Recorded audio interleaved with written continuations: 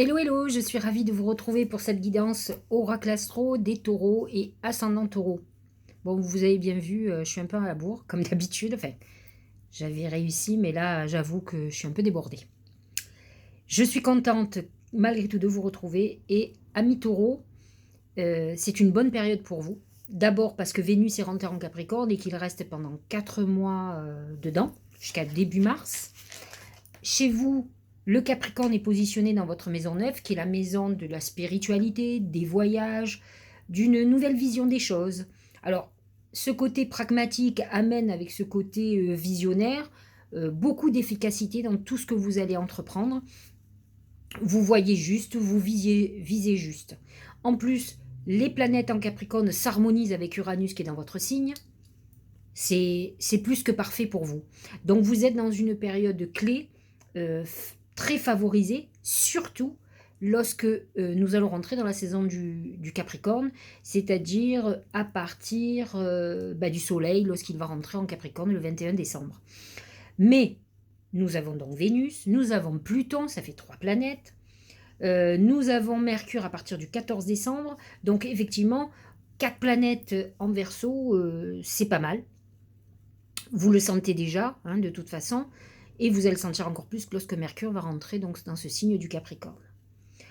Pour le moment, nous avons les planètes en Sagittaire, qui est positionnée dans votre maison 8, qui est la maison de tout ce qui est financier, des gains et des pertes, et de tout ce qui est lié à la transformation et en transformation de vous. Alors en Sagittaire, en plus, ça amène une notion de spiritualité et d'évolution personnelle, évolution psychologique, voilà. Donc c'est vrai que les planètes vont vous pousser à aller au-delà de vous. Le problème du taureau, c'est qu'il est parfois un peu obtus, c'est un signe à cornes et qui est enfermé dans ses idées et qui a du mal parfois à sortir. Il bute. Alors déjà qu'ils butent sur le passé, ce sont des ruminants qui ruminent le passé. En plus, ils butent sur pas mal de choses lorsqu'ils pensent qu'ils ont raison et que c'est comme ça et pas autrement. Donc voilà pour cette configuration. Bien entendu, les planètes en Verseau sont toujours en désharmonie avec vous, hein, c'est pas l'idéal pour vous. Par contre, les planètes en Poisson sont très en harmonie avec les Taureaux. Positionnées dans votre maison 11, la maison, je vous l'ai déjà dit, oui, des vœux. Neptune est positionné dans votre maison 11, elle y est depuis toute l'année, hein, et Neptune amène une vraie connexion à l'intuition, à l'univers, à Dieu, à vos prières, à vos vœux. Il ne faut pas rentrer dans une illusion amicale ou des gens qui peuvent vous promettre des choses et qui ne les tiendront pas. Ça peut arriver. Par contre, lorsque Jupiter va rentrer dans le Poisson le 30 décembre et qu'il va y rester pendant plusieurs mois, vous rentrez dans une période très intéressante parce que Jupiter dans votre maison 11 amène quand même des appuis très importants. Que ce soit des appuis bien physiques, c'est-à-dire un patron, un copain, un avocat, un conseiller, des gens qui vous aident et qui vous appuient, qui vous, comment dirais-je, qui conseillent à d'autres de travailler avec vous, qui vous pistonne par exemple, que ça soit Jupiter avec le poisson, que ça soit des protections de l'au-delà, comme des protections de défunts, des anges gardiens, vous allez être gâtés. Donc en plus, le Jupiter en poisson va rester quelques mois en poisson. Il va avoir une petite interface en bélier, ça sera moins sympa pour vous. Par contre, tant qu'il est en poisson, il est très en harmonie pour vous. Une nouvelle lune en Sagittaire, c'est pas celle que vous préférez. En maison 8, c'est vrai, c'est une belle connexion à vos défunts, il faut le savoir. Ça peut être des demandes qui sont liées à la finance. Vous serez beaucoup plus gâté lorsque ce sera la nouvelle lune en Capricorne, n'ayons pas peur des mots. Et la pleine lune en Gémeaux, c'est pas non plus votre idéal. Il faut savoir quand même une chose, alors qui ne correspond pas au mois de décembre, mais je vous le dis déjà, à partir du début d'année, l'axe des nœuds du karma vont être taureau, scorpion. Donc le nœud nord va être en taureau.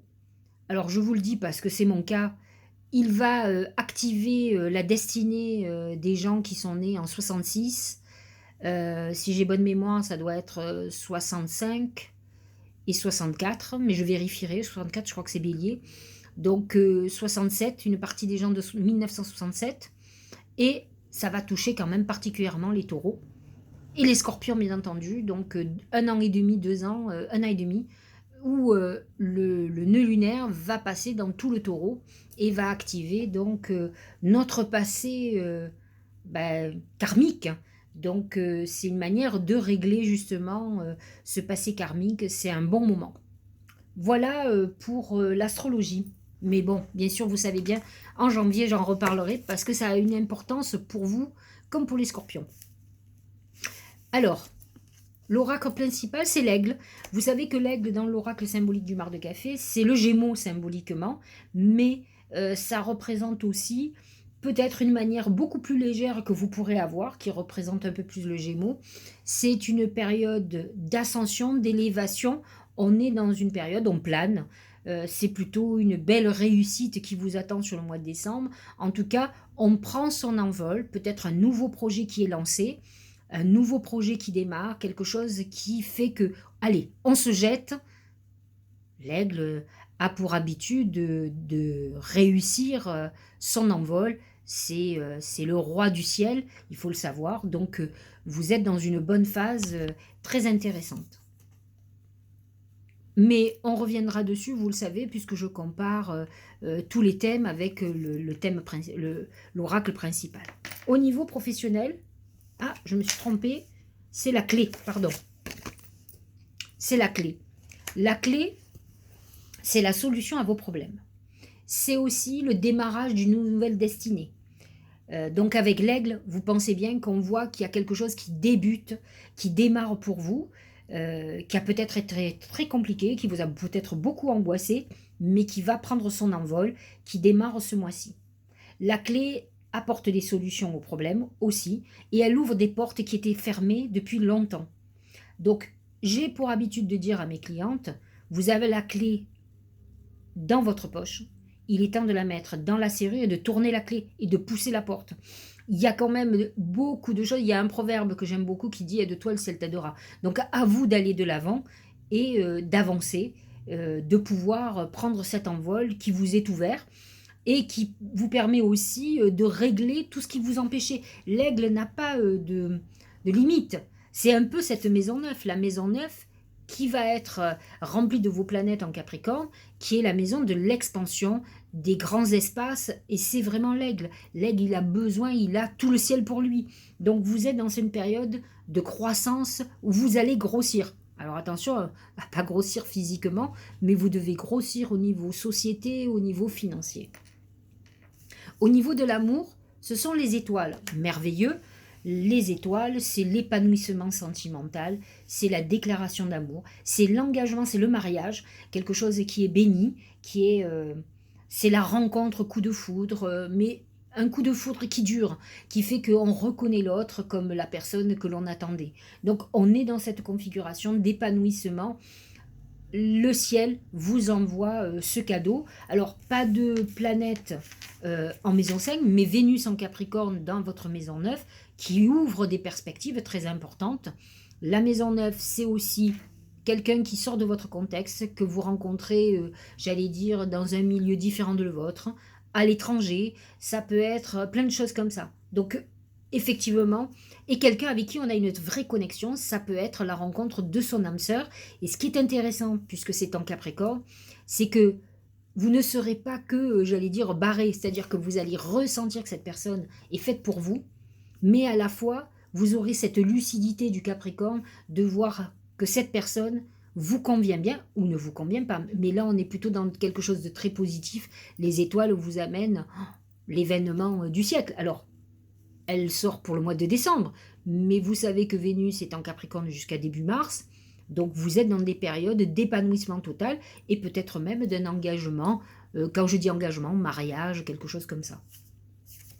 Au niveau de la santé, c'est le cheval. Le cheval, alors ça peut être des problèmes mécaniques, c'est-à-dire dos, hanches, jambes. Faites très attention à ce que vous faites. Si vous faites du sport par exemple, vous pourriez vous faire mal, problème de dos, etc.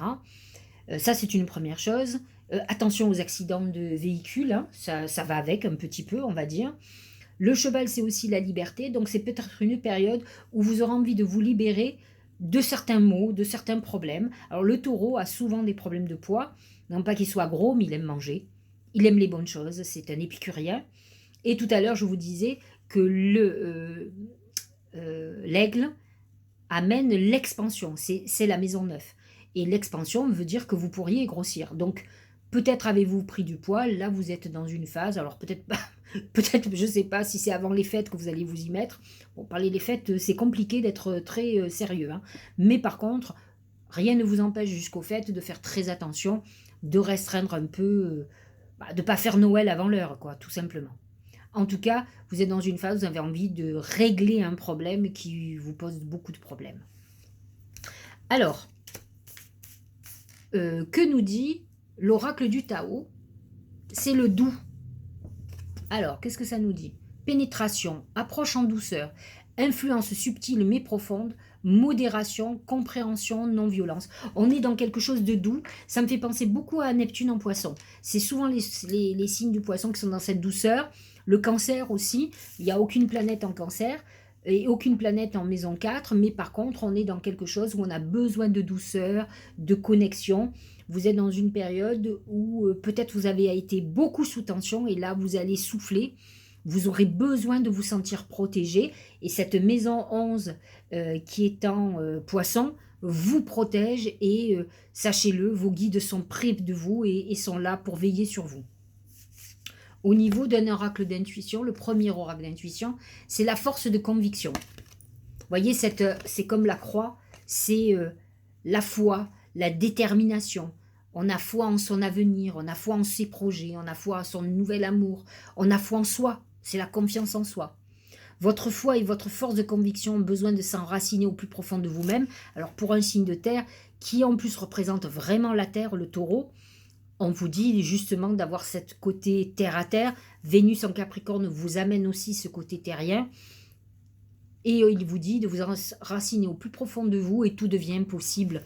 Effectivement, vous êtes plutôt dans le domaine du possible actuellement, où on s'enracine, où on a de la chance. Vénus en Capricorne vous amène de la chance. Ce Neptune en Poisson dans votre maison 11, la maison des protections, effectivement vous guide, vous protège dans tout ce que vous mettez en route.